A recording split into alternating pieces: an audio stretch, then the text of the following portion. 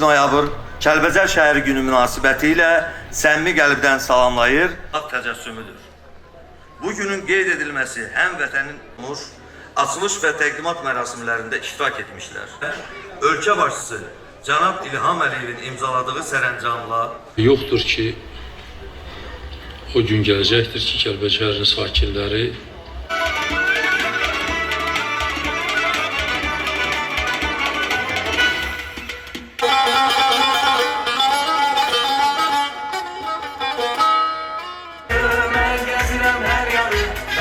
senin ağzını